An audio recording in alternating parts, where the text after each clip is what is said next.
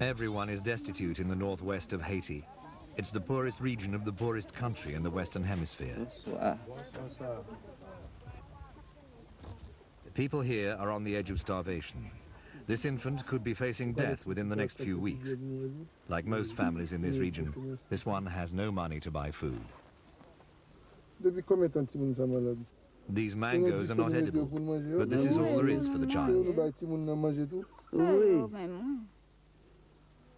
Since drought struck a few years ago, the soil has yielded nothing. This is the main problem here. But there's another which goes back even further. One more tree burnt down for charcoal. With no crops to live on, impoverished farmers sell the wood for fuel. Forests have been shrinking rapidly for some 25 years, and by the time the Duvalier dictatorship was toppled in '86, the erosion problem was one of the worst in the world. Since then, the country has been buffeted by a series of bloody coups.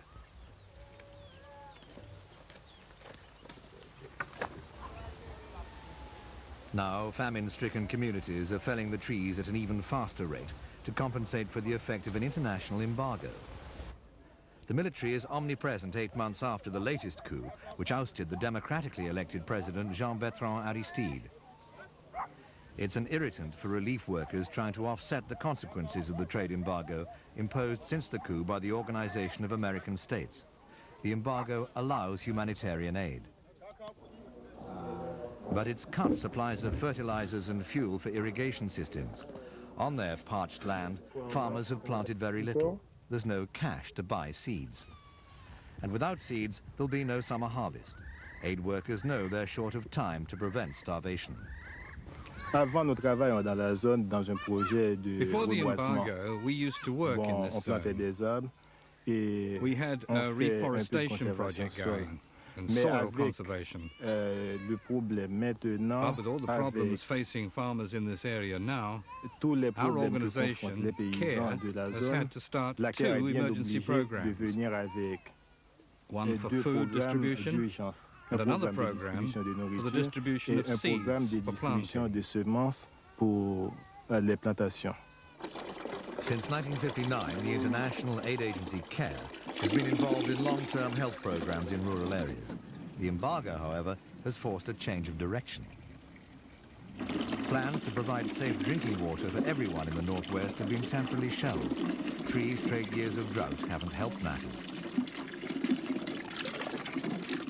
One of the telltale signs of impending famine is the fact that people here are selling their animals. There's just not enough fodder for cattle, long considered a farmer's most precious asset.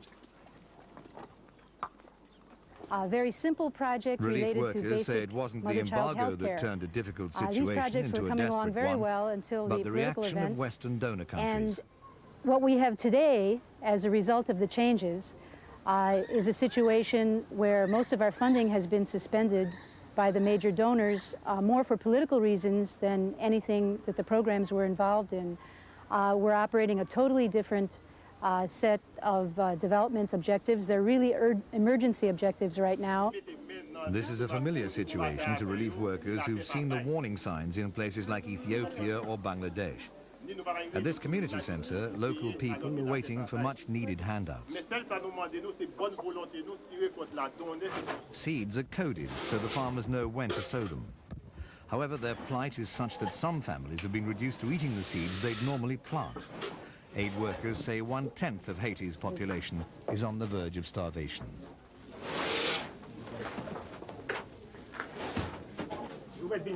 And although they may be taking steps to ensure there's something to harvest next year, if the rains come, these people need urgent help now. At this local clinic, the demand for treatment far outweighs the facilities available. The embargo has made even the most common drugs rare and expensive. The hospital in Gonaïves, the main town in this area, is finding it hard to cope with the increasing number of children suffering from acute chronic diseases, due in great part to poor diet and sanitation. The plight of those directly affected by the embargo seems to have had little impact on the new regime. The army is maintaining its grip on the country, whatever the cost to the most vulnerable.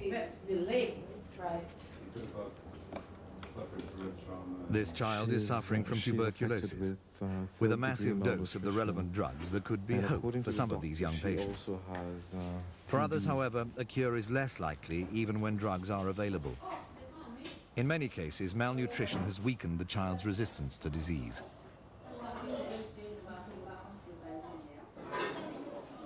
Because the embargo allows humanitarian aid, international agencies are using that loophole to try to head off famine.